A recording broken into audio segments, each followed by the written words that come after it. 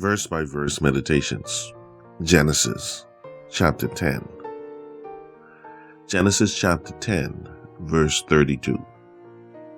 These are the families of the sons of Noah, after their generations, in their nations, and by these were the nations divided in the earth after the flood. As we come to the final verse of Genesis chapter 10, we must be reminded that the scriptures are God-inspired. I have not counted, but scholars have often mentioned that there are 70 sons mentioned in this chapter. These 70 sons represent all the peoples that now live on planet Earth. Just have a look at this map that gives a general idea of where the three sons of Noah would have migrated. Basically, they moved in three different directions, not exclusively, but that's the general consensus. This map is very general. It shows a simple direction that each son would have traveled.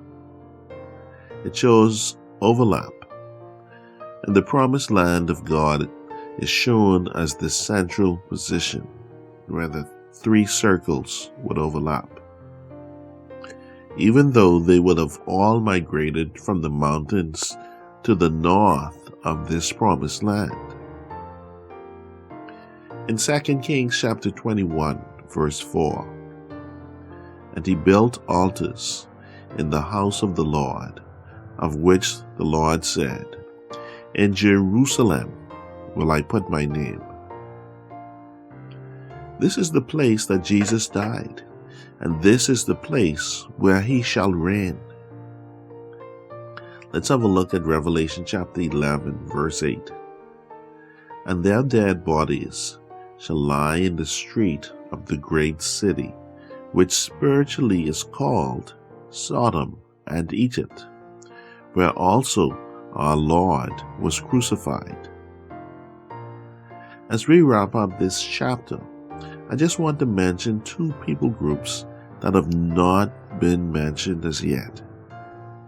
From which sons did the Chinese and the Indians come from? We actually have no clear definitive answers from the experts. But after considering all that I have learned in the last 2 months, I do intend to share my thoughts. It is my opinion that descendants of all three sons would have migrated to the east, with a greater portion coming from Shem. Let's have a look at this map again. As we move, if you look toward the east, you will see the Indus River, and beyond that would be China. It is the sons of Shem that predominate this particular section or region.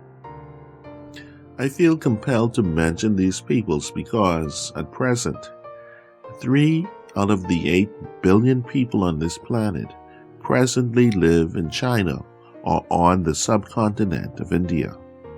As we consider this, let's look at Revelation 10.